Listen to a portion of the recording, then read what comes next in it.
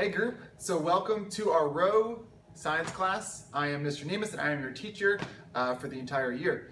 So I'm making this video, actually two parts, to really let you know ultimately kind of everything about my classroom. Okay, all the procedures and all the guidelines and all that kind of stuff, but more important than that, like kind of my philosophy and what you're going to be getting into and just kind of what you're going to be experiencing this upcoming year. So hopefully after watching this, you are ready to go for the year. All right? All right, so first, part one is going to be basically how we're learning, which you're going to see is very important to me, what we're learning, and then also kind of my 3 expectations for the classroom. All right, so how we're learning, I'm starting this whole thing off with how we're learning. So like the first thing you're going to probably see is like you're watching a video, right? And I'm probably like over there in the classroom, and you might be saying like, why are you doing that? Like, why don't you just say the information? So I do a lot of videos, and I want to explain why right off the bat and why you're sitting here watching this video, okay? So the first thing, the reason I do it is because pace. Like right now, there's a little button down, I don't know, maybe here, where you can actually like make me talk faster or slower. Or you can pause me, rewind me, fast forward. I mean, go to the bathroom and come back and watch me again. Like you have complete control over the pace that I give you information. That's like the number one reason that I do this, is that I know everyone learns differently, and sometimes you might be zoning out. Right? And now you can be like, oh man, I better go back and rewind that and go watch that again. So you have a lot of control over the information I'm giving you. All right? Also, you can choose when you want to watch it. Like I said, maybe you were out of the classroom. Maybe you were absent one day, okay? And maybe you just want to rewatch it again at home. So really you have a complete control over kind of when you watch the lesson. Maybe you want to finish up an assignment first and then watch it, okay? And now, again, you see me over there in the classroom. Now I'm free. As opposed to saying information at you, you have this guy, me, the video me, but then there's also the real me in the classroom who can now go around to you, and I can like talk to you and answer questions for you and be there for whatever you need me to be. So basically you get 2 of me in the classroom. So that's another reason that I do it, okay? I said that you'll have the lesson already when you're absent. And then also, some people like to watch the lesson before we even do it in class. So again, like if you're someone who like wants to kind of pre-learn some of the material, you can do that too. And there's a whole lot of other benefits, but these are the main things, and that's why you're watching a video of me instead of me just saying all this information to you, all right? So one of the main ways I guess I teach my class is what I call finish line first. So here's what I mean.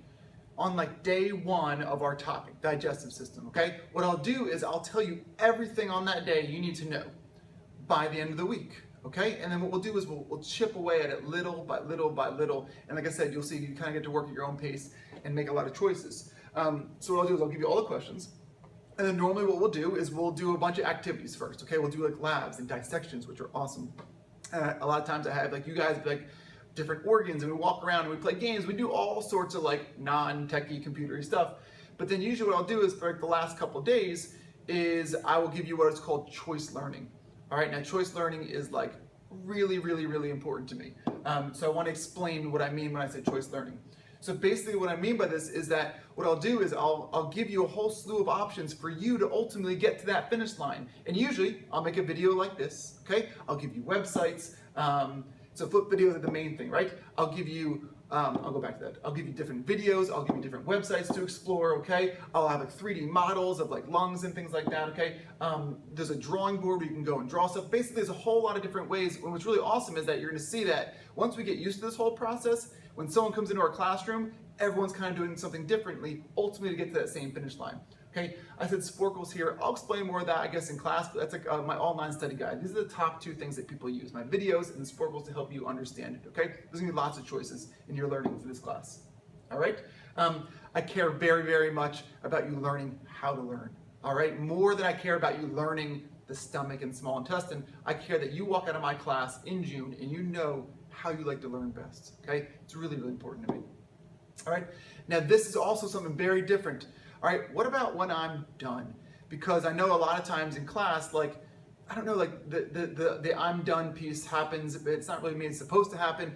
I intentionally put a lot of I'm done moments, okay? So here's what I mean.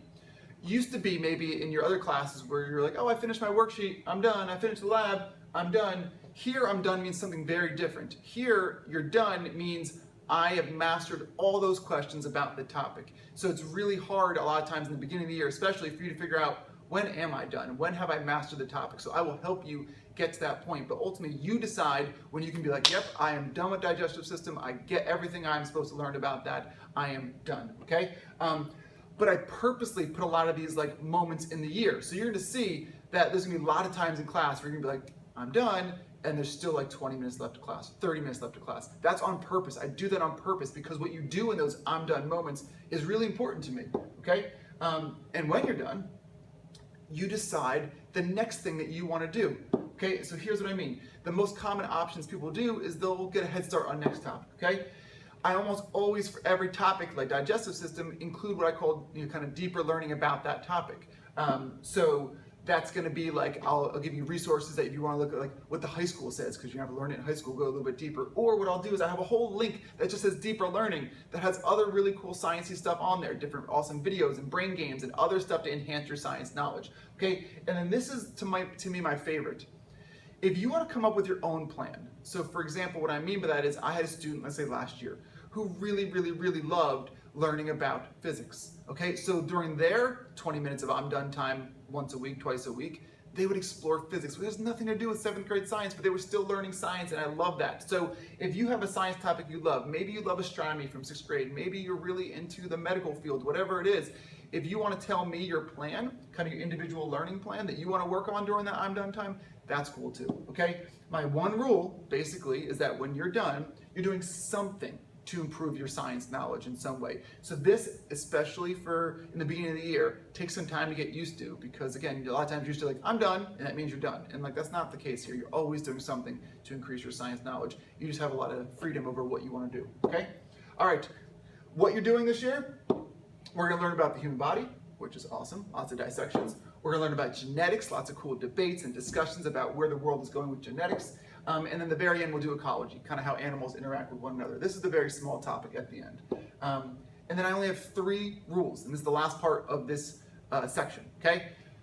3 rules. 1, you're gonna be on task. Because I give you so much freedom in this class to do what you wanna do, this is a non-negotiable rule, okay? Like, my freedom means you're doing something at all times that is helping you in this class, okay? Freedom does not mean that I'm gonna let you sit here and talk to your friends or just go on your phone or whatever it is, okay?